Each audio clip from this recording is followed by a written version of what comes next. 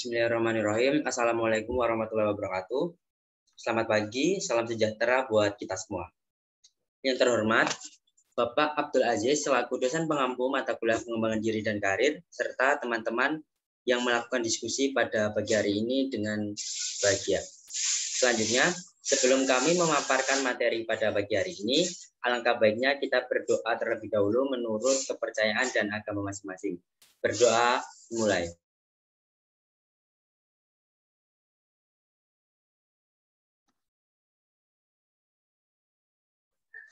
Selesai.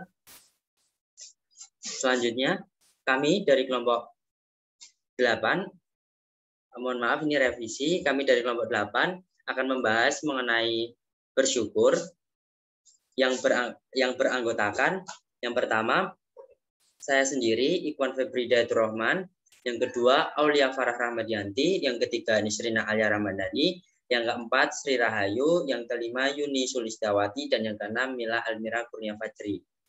Selanjutnya, mengenai definisi mengenai bersyukur yang akan dijelaskan oleh kelompok kami, waktu dan tempat saya persilahkan. Ya, di sini ada definisi bersyukur. Menurut Knizel dan Emmons, gratitude didefinisikan sebagai emosi, nilai moral, sikap, personality trait, dan coping style. Gratitude berasal dari bahasa Latin, yaitu gratia yang berarti grace atau gratefulness. Syukur menempati tempat sentral dalam berbagai pandangan filosofis dan keagamaan. Agama-agama seperti Islam, Kristen, Hindu, dan Buddha telah mengakui pentingnya rasa syukur sehingga rasa syukur diindikasikan sebagai nilai terbesar di individu dan menjadi induk dari nilai-nilai baik lainnya. Emosi dalam mengekspresikan kebahagiaan dan rasa syukur atas segala kebaikan yang diterima. Individu bersyukur karena menyadari bahwa dirinya menerima banyak kebaikan, penghargaan, dan pemberian baik dari Tuhan dan orang lain. Dengan membalas, menghargai, mensyukuri apapun yang mereka terima, baik berupa perasaan, perkataan, dan perbuatan. Secara konseptual, rasa syukur dibagi menjadi dua tingkatan, yaitu status dan sifat. Sebagai sebuah negara, syukur berarti perasaan subjektif berupa kekaguman, rasa syukur, dan penghargaan atas semua yang diterima. Oke, selanjutnya akan dijabarkan oleh Saudari Yuni. Baik, terima kasih. Di sini saya akan menjelaskan mengenai aspek-aspek dalam bersyukur. Menurut Nicholas Emmons dan Stein, mengemukakan bahwa rasa syukur adalah suatu sifat yang dicirikan oleh kecenderungan umum seseorang untuk menyadari dan secara emosional menanggapi dengan rasa terima kasih atas kebaikan orang lain, memandangnya sebagai peristiwa positif dan pengalaman yang terjadi padanya.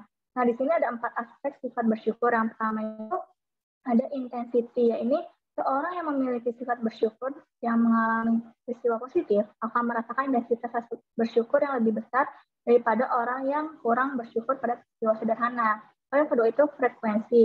Ini seseorang yang memiliki sifat bersyukur akan lebih sering mengalami peristiwa yang akan disyukuri dalam kehidupan sehari-harinya, bahkan menyelesaikan peristiwa sederhana seperti hadiah kecil atau perlakuan yang sopan dari orang lain. Yang ketiga itu ada span, yakni seseorang yang memiliki sifat syukur akan memiliki rasa syukur yang luas dalam berbagai dalam hidupnya.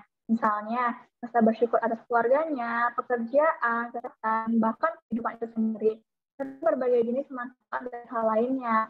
Lalu yang terakhir itu ada density, yakni seseorang yang memiliki sifat bersyukur akan tahu berapa banyak orang yang telah berkontribusi pada acara yang baik. Misalnya, dalam hal mendapatkan peristiwa yang baik, seorang yang memiliki sifat bersyukur akan menyebutkan sejumlah orang seperti saudaranya, teman, keluarga, pemimpin, atau orang-orang yang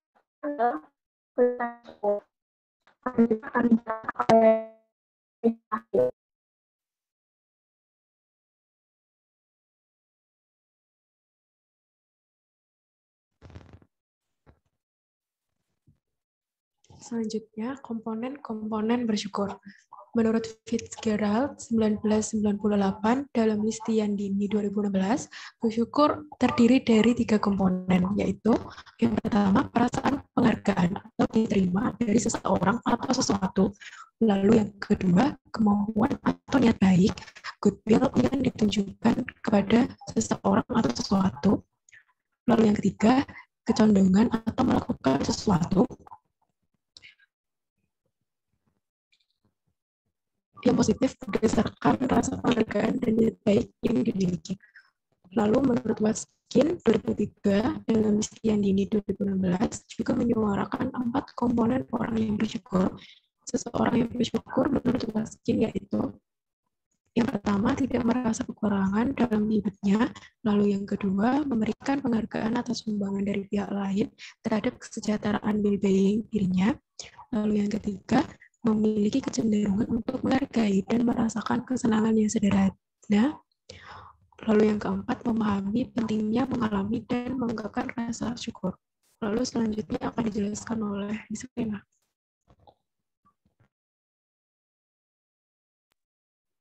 Nah, selanjutnya dalam bersyukur terdapat faktor pemicu dan faktor penghambat. Nah, di sini ada 3. Yang pertama ada hati yang sempit, kedua mudah mengeluh, dan 3 memandang remeh.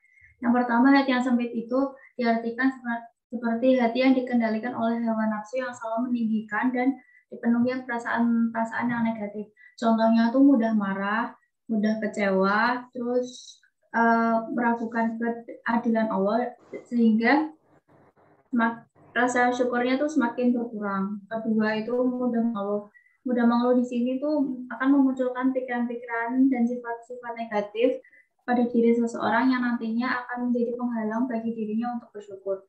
Ketiga yaitu memandang remeh terhadap nikmat Allah Subhanahu wa taala, yaitu meremehkan nikmat yang telah dianugerahkan oleh Allah akan menjadi penghalang tumbuhnya rasa syukur pada diri seseorang. Selanjutnya akan dijelaskan oleh Saudari Mila.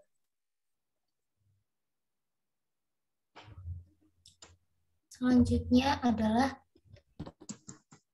cara melatih agar selalu bersyukur.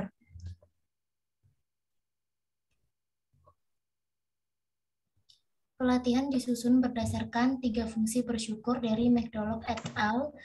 Tahun 2004. Serta cara melatih kemampuan gratitude dari Emmons dan McDonald tahun 2003, yaitu fungsi gratitude as a moral barometer dengan cara menanamkan rasa syukur dalam diri.